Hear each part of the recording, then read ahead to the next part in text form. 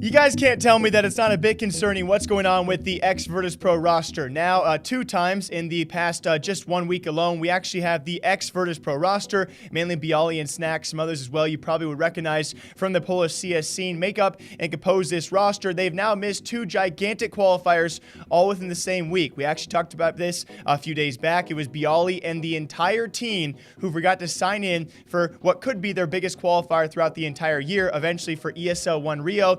Yes, they might not have even made the closed qualifiers for the minor, but the fact is this: we had an entire 5-man grown-up roster forget to sign in for what could be and should be their biggest event of the entire year, which could lead to a major qualification. Again, it seemed doubtful, but I would rather Byali not even tweet this stuff out because we probably would have had no clue. A few days later, what happens? An article breaks out there, thanks to Carmack as well, others kind of surfacing around this. Another same member, who was one of which who forgot to sign up for the ESL 1 Rio major qualification process in that first qualifier to make the closed qualifier for the minor, and now it's actually one of those members, that being Snax, oversleeping a Flashpoint qualifier.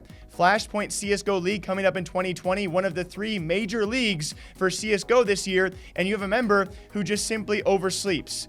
It's not a good sign, and yes, albeit we actually have Snax responding for anyone who's out there trying to criticize the lineup right away, which I would still say might be rightfully so. Apparently has medication, has trouble with this kind of thing, and oversleeping possibly as well in the past, but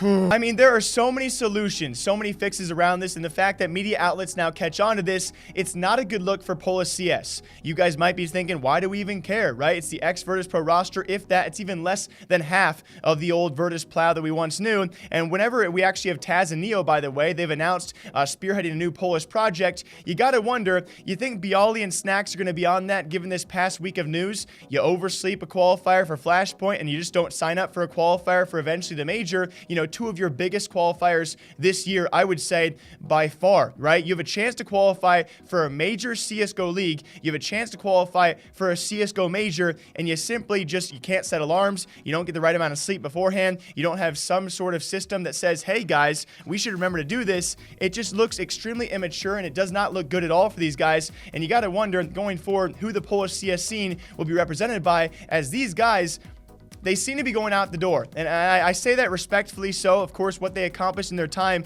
it's great. But I think that even they can understand this just is not professional. It doesn't look good on either team, really. It doesn't look good on the scene itself. And especially when you have players out there, you know, like maybe a Pasha, like maybe a Neo as well. They're out there doing Project A things, and yet they want to spearhead new projects. The remainder of Polish CS inside the scene is still trying to compete.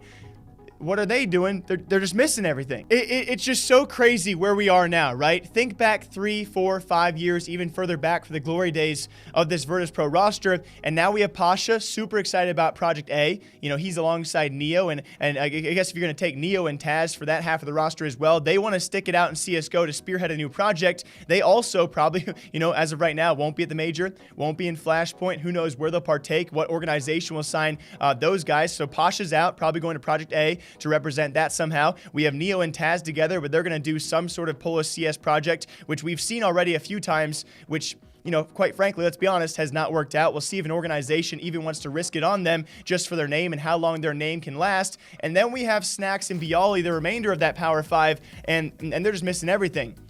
If I'm a Polish fan right now, I'm a bit disappointed as to where this scene is going. And then I had my one hope out there as well. I think Illuminar was looking pretty good. Even they are making changes. It's been a scene that's been back and forth with a couple of top 30 rosters. Aristocracy, Illuminar, we had AGO for a while, but they have really, you know, been all around the map. You remember they had the XCOM partnership, and again, where have they been ever since? It's a very, very weird scene, and we'll see where these players go. As of right now, we have grown men out there who are missing the biggest qualifiers of their year for oversleeping or just forgetting, and it's very disappointing to see. We'll see if these guys can bounce back and where their projects will go, and yeah, where all of these 5 former Virtus Plow members will end up.